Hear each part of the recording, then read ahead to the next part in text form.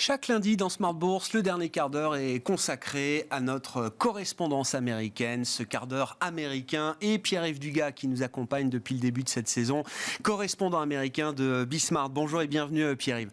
Merci beaucoup d'être avec nous. Deux personnalités américaines qui font pour vous l'actualité. On parlera dans quelques instants politique avec Nikki Haley qui se voit à la Maison-Blanche en tant que candidate républicaine à l'occasion des prochaines élections présidentielles. Il y aura toute une série d'étapes évidemment à valider d'ici là. Mais d'abord, Elon Musk qui a toujours toute sa place dans ce quart d'heure américain. Pierre-Yves, pourquoi est-ce qu'on parle d'Elon Musk avec vous cette semaine ? Elon continue de rétrécir Twitter, je le dis en souriant, mais ce n'est pas un sujet amusant, en particulier pour quelques cinquantaines de personnes qui, au cours du week-end, ont perdu leur emploi, qui travaillaient pour Twitter et qui ont reçu un dernier email de leur employeur en disant que c'était pas la peine qu'ils aillent travailler lundi matin. Rappel de la saison 2, lorsque Elon Musk a racheté formellement Twitter, c'était fin octobre dernier, l'entreprise de San Francisco comptait à peu près 8000 employés. Aujourd'hui, elle en compte moins de 2000.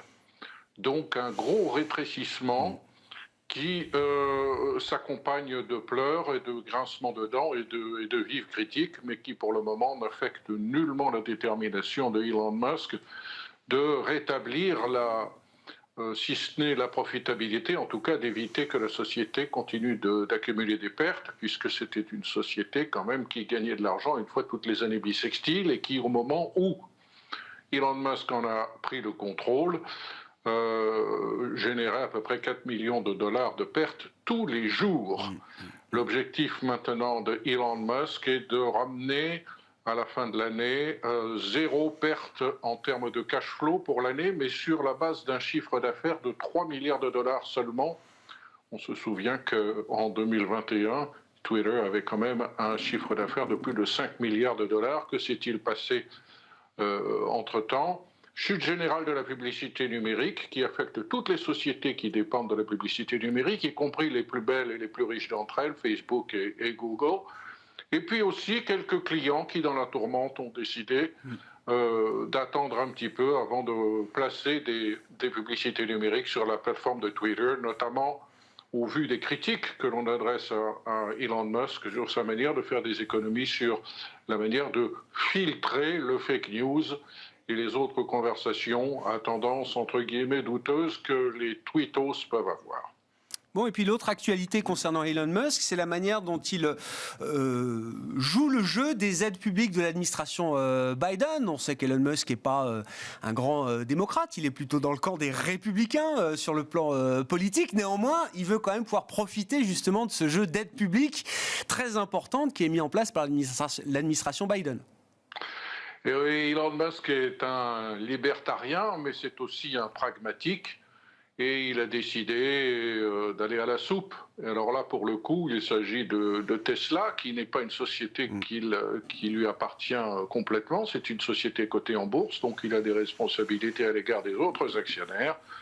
Et après avoir pris en 2021 une position de principe d'opposition radicale à l'intervention de fonds publics, c'est-à-dire de fonds fédéraux, pour subventionner notamment l'électrification et la construction un peu partout aux États-Unis le long des routes et des autoroutes de stations de recharge.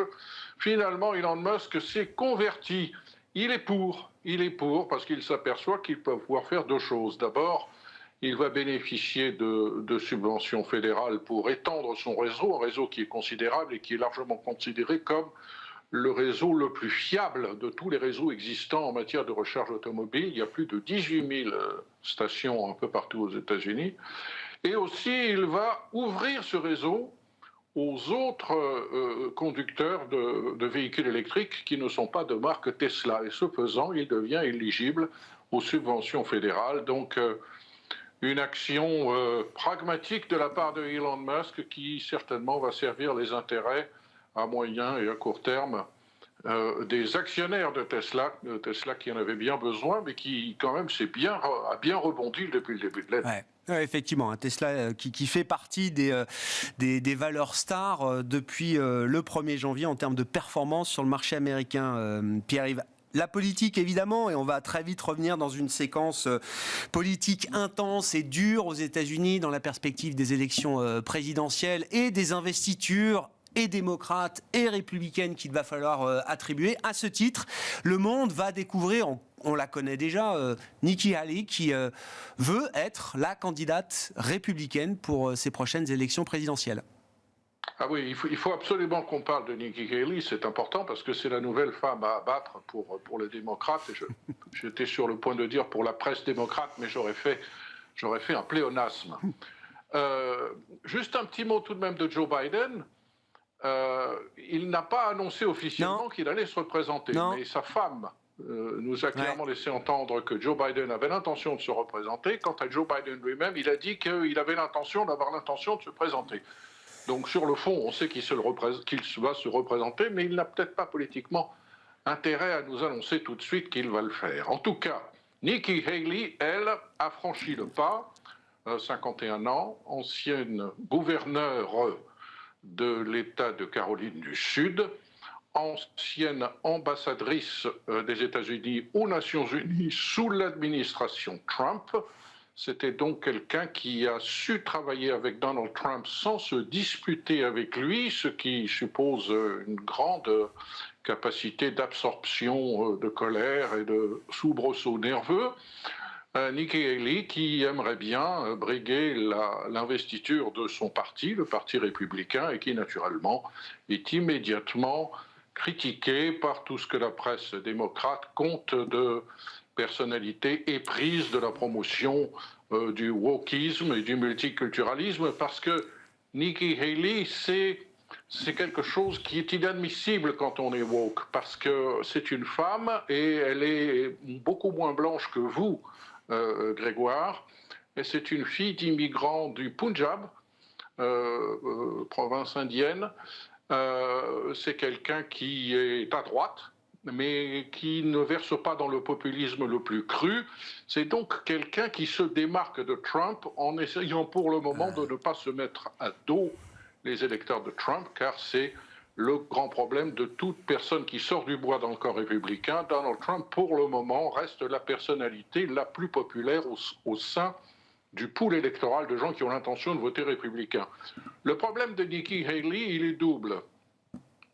D'abord, elle, avec justesse, elle met en avant le fait qu'elle a 51 ans et qu'elle est donc beaucoup plus jeune que Joe Biden, qui en a plus de 80 maintenant. Et Donald Trump, au passage.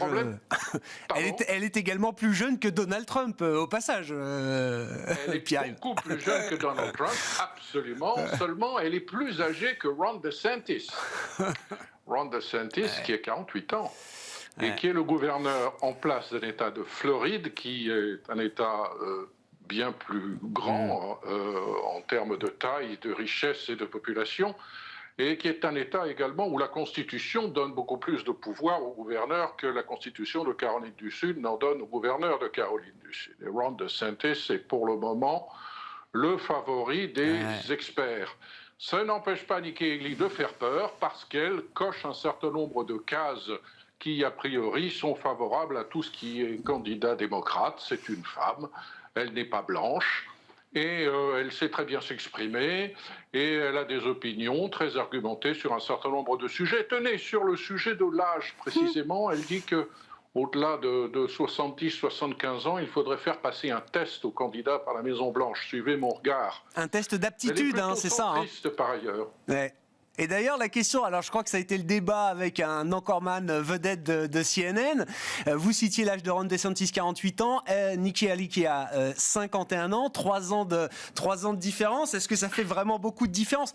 Est-ce qu'une femme est encore au top à 51 ans? C'est la question visiblement qui a animé le débat public américain ces derniers jours, Pierre-Yves. Oui, je crois que Don Lemon, puisqu'il s'agit de lui, le nouvel animateur qui est censé faire les beaux jours de la matinale de CNN et qui pour le moment n'y arrive pas, Don Lemon a commis une erreur monstrueuse en répétant à plusieurs reprises et en entrant dans une discussion avec ses collègues femmes sur le plateau pour tenter de justifier le fait qu'il ait dit Nikki Haley is not in her prime. Qu'est-ce que ça veut dire? Ça veut dire que Elle n'est plus une jeune première. Bah, oui. Elle n'est plus de première jeunesse, comme on dirait. C'est presque dire, oui, elle oui. est ménopausée, vous voyez. Ouais. Alors, il y a des choses qu'il ne faut certainement pas dire et qu'il ne faut même pas penser, parce que si on pense à 51 ans qu'on est foutu et qu'on n'a pas le droit de se présenter à la Maison-Blanche, alors là, franchement, on peut se poser des questions sur l'état d'esprit de Don Lemon. Don Lemon qui s'est fait rappeler à l'ordre sévèrement par Chris Licht, le nouveau patron de CNN, qui avait beaucoup misé sur Don Lemon pour réveiller l'audience de CNN le matin. Et à mon avis, Don Lemon ne va pas rester longtemps à CNN dans les circonstances actuelles. C'est une énorme bourde parce qu'il a réussi à se mettre à dos, bien sûr, tous les partisans de Nikki Haley, mais ça, CNN, Oui. ça n'attache pas beaucoup d'importance aux républicains. Il a réussi à se mettre à dos, d'abord, tous ceux qui pensent qu'il ne faut pas mépriser les gens qui ont plus de 51 ans, et en particulier porter une opinion sur une femme qui a plus de 51 ans dans ces termes-là, c'est tout ce qu'il y a de plus sexiste et ridicule. Et ça n'a pas sa place ni sur CNN, ni même sur Fox News.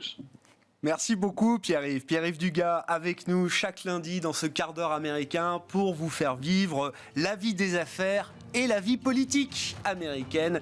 Deux sujets importants évidemment pour les marchés, pour les investisseurs. Pierre-Yves Dugas, correspondant américain de Bismart qui était avec nous en visioconférence, à retrouver en rediffusion à 20h45 et ce quart d'heure américain est disponible évidemment chaque semaine en replay sur bismart.fr ou en podcast sur l'ensemble de vos plateformes. Voilà pour cette édition. On se retrouve demain à 12h30 en direct sur Bismart.